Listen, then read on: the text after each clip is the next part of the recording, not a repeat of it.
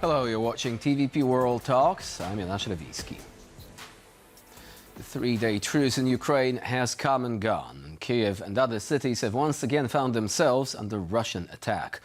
The European Union has launched its 20th sanctions package against Moscow, condemning, among others, Russia's abduction of over 20,000 Ukrainian children.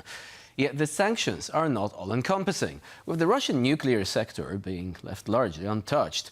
And even as Putin is beginning to sound as if negotiations could possibly begin in earnest, and even as Ukraine is boosting cooperation with the likes of Germany and regaining frontline initiative, the war is far from over, and European support remains essential. Joining us here today is Kira Rudik, Ukrainian MP, leader of the Voice Party. Hello and welcome to TVP World. Hello, Jonas, and thank you so much for having me.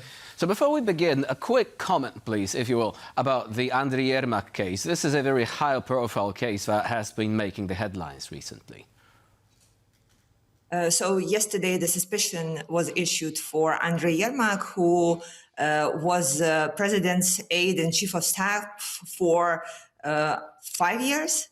And right now, everybody is obviously watching on how this case will be unrailing. The main question is, could it be that somebody so close to President Zelensky is involved in massive corruption and not touching president at all? Or would president have known about such a case? So we are waiting for our anti-corruption organs, who obviously have done a fantastic job to be able to get as close to the people in power as it is possible right now. And we are waiting for the details.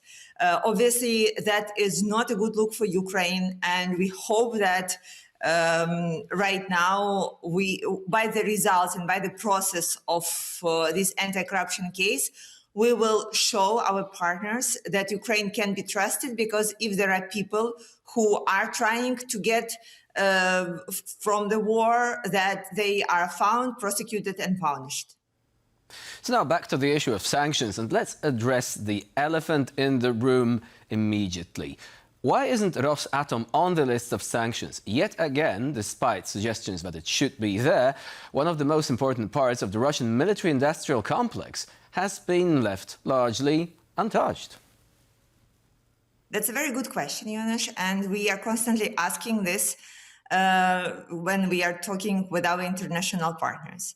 The issue is that the global nuclear system is still very much reliant on the production of Rosatom and many others. So there are some particles that are simply nowhere to be gotten than in Russia. And this is a huge problem, because while everybody understands the issue with the high prices on the energy supplies, the question is, if you are relying on the nuclear, then you are also relying on some of the particles that are being produced in Russia.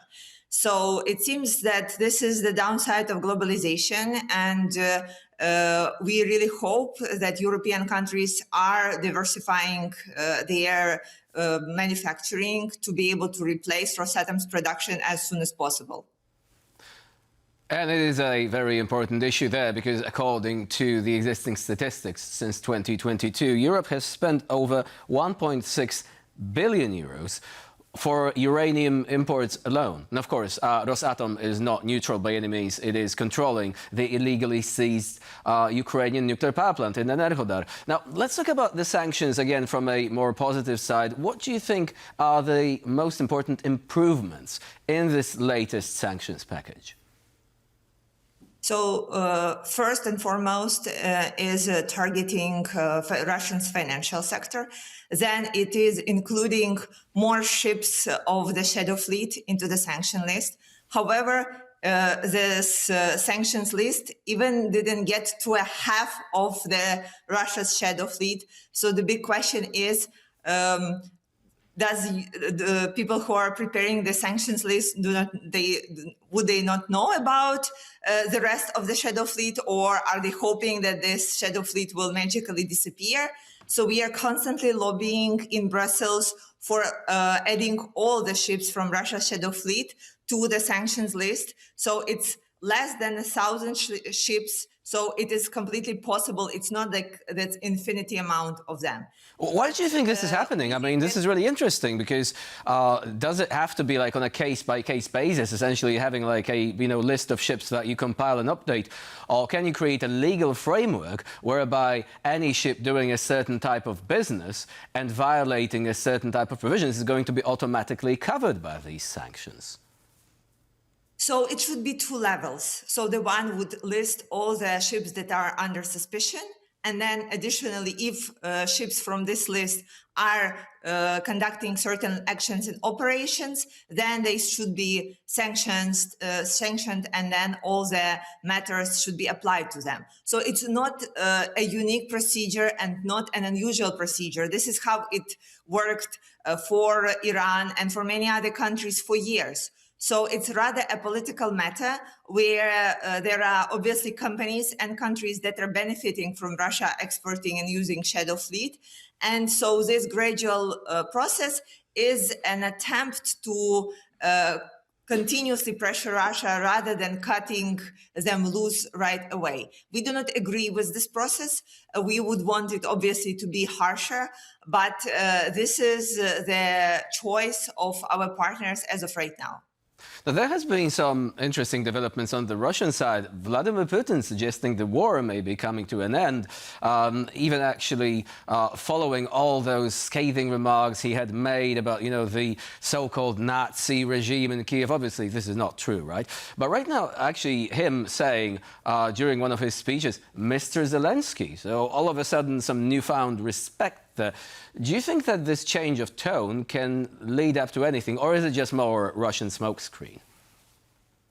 This is Russia's smokescreen because you should be looking not at what they're saying, but at what they're doing. And as you said at the beginning of the program, is that Russia continued attacking right after the ceasefire. The best way to move forward in the peace process would be to offer to continue the ceasefire and keep to that. That would be a sign for the United States, for Europe, for China, for whoever would want to be involved in the peace process, that Russia is really ready.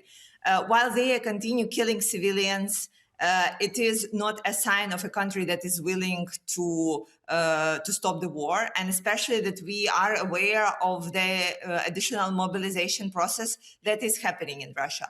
So this, again, one of the ways of Russia conducting their global politics, especially that just 2 days before the ceasefire, Russia announced that they are exiting the negotiations between Ukraine, United States, and Russia, and they are waiting for somebody new to come into this process. So right now, I think it's a chance for Europe, who always wanted a seat at the table, and Europe is actually holding all the key cards, talking President Trump's strategy, all the key cards in pressuring Russia. Europe is holding all the sanctions. Europe is holding Russian frozen assets, and Europe is the main donor and supporter of Ukraine right now. So these 3 points of pressure and points of power are enough to be at the negotiating table and to be able to broker peace if it is technically possible. Now, in this context, what do you think about the recent statement of Finnish President Alexander Stubb, who said that Europe needs to establish some communications channel to talk to Vladimir Putin, that, the time is now for this.